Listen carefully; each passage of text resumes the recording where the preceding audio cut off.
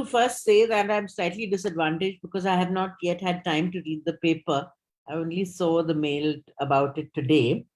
But just trying to pick up on some of your very good encapsulation, which gave me a sense on entry point into it.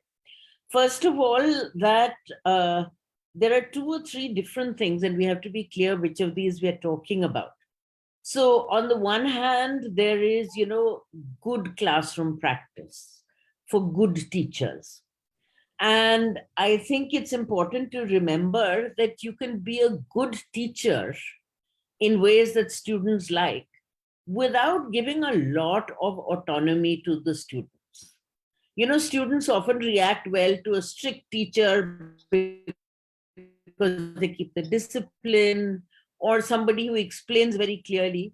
But that is a good teacher, as there have always been for the last 200 years. I think one of the new things that is a very important focus, because of the way the world has changed and how young people today are going to have to interact with that world, is the other aspect you talked about, which is of student voice and student autonomy. And student autonomy is something which has to be created by the school systems. But it is to be done in every classroom. It's not just about having a student council or, school president and that kind of thing. It means to be able to examine how much time is the teacher talking in the classroom and how much time are the students talking. Secondly, what are examples of open-ended questions? Teachers ask questions where there is an expected answer. And when students meet that answer, then they are praised. But that is not where you have genuine student voice, where there could be many answers, many possible correct answers. Thirdly, if you're going a little deeper, are you giving a choice to different students to learn in different ways in the same classroom? Which means not everybody is doing the same thing. It is, as you talked about, project work is one that gives a lot of possible opportunity. But it's also that, that some children might want to learn in groups and some children might want to learn singly by themselves.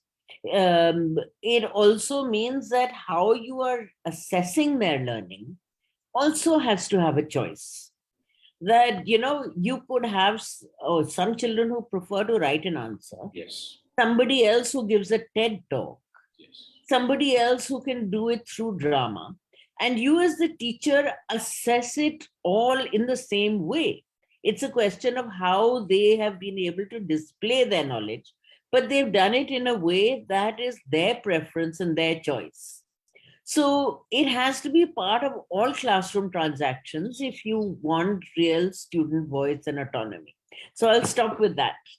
I think that's a beautiful aspect you've started off with, is because I think that's also a very difficult aspect for us to implement in our traditional school and classrooms.